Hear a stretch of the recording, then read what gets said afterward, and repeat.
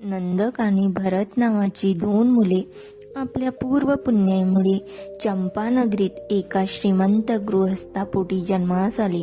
भगवान बुद्धांचा तो कालखंड होता. मोठे झाल्यावर नंदक आणि भरत या दोघांनीही असे ऐकले की त्या नगरीतील सोन नावाचा अत्यंत सुकोमल आणि ऐश आरामात वाढलेला महाधनवान असा युवक घरदार सोडून भगवान बुद्धांच्या सानिध्यात गेला. प्रवज्जित संन्यस्त जीवन स्वीकारून साधना करीत करीत अर्हंत अवस्थेला पोचला. हे ऐकून त्या दोन्ही भावांच्या मनात धम्मसंवेग जागा झाला आणि दोघांनीही व्रतस्थ जीवन स्वीकारून विपश्यना साधनेस वाहून घेतले. मोठा भाऊ भरत आपल्या सत्प्रयत्नांनी थोड्याच काळात साऱ्या आश्रवातून मुक्त होऊन अर्हंत अवस्थेस पोचला, पण लहान भाऊ नंदकाला हे यश लाभले नाही. त्याच्या साधना मार्गात अनेक अडचणी आल्या, तरीही त्याने प्रयत्न सोडला नाही. एवढे प्रयत्न पण अनेक जन्मातील संग्रहित झालेल्या मलिन कृत्यांच्या कषयांच्या कारणामुळे एकावर एक अनंत अडचणी उभ्या राहिल्या. अंतराय वाढत राहिले. शारीरिक संवेदनाच्या आधाराने अनित्यबोधाची परिवर्तनशीलतेची प्रज्ञा जागृत झाली नाही. नंदक फारच निराश झाला. साधना करण्याच्या त्याच्या उत्साहावर पाणी पडले.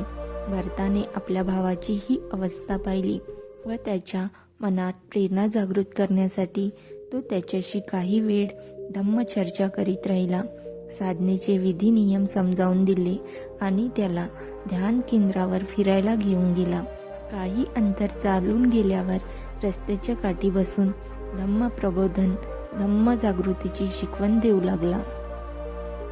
एवढ्यात बैलगाड्यांचा एक जथा समोरून येताना त्यांना दिसला.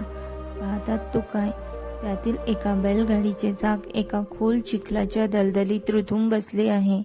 गाडीचा बैल स्वतः गुडघ्या एवढ्या चिखलात रुतलेला असतानाही पराकाष्ठेने गाडी खेचण्याची शिकस्त करीत होता, पण असफल होऊन तिथेच खाली पडला.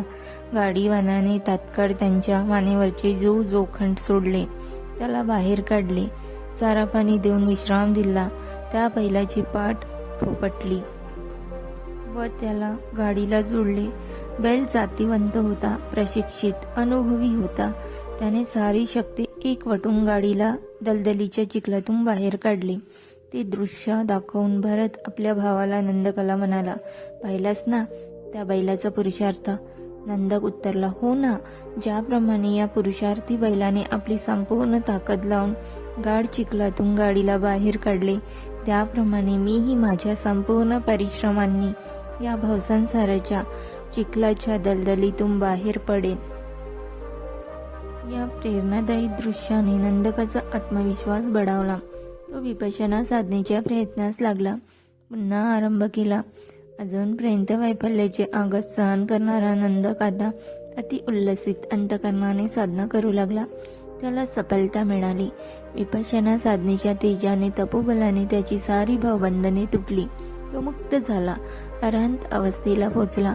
साधना सफल झाली. साधक कृतार्थ झाला. त्याच्या या आनंदमय उल्हासात या प्रेरणादायक प्रसंगाची आठवण करून त्याच्या तोंडून प्रभावी सहजोद्गार बाहेर पडले. सम्यक संबुद्धाचे शिष्य जे सम्यक दर्शन संपन्न आहेत ते या जातीवंत बैलाप्रमाणे असतात. जो या ना त्या कारणाने चिखलात पडला, अडचणीत सापडला, तरीही तो अधिक आवेशाने आत्मविश्वासाने उठून उभा राहतो व आपला मार्ग सुकर करतो, प्रगतीपथावर वाटचाल करतो, स्वतःची उन्नती साधतो.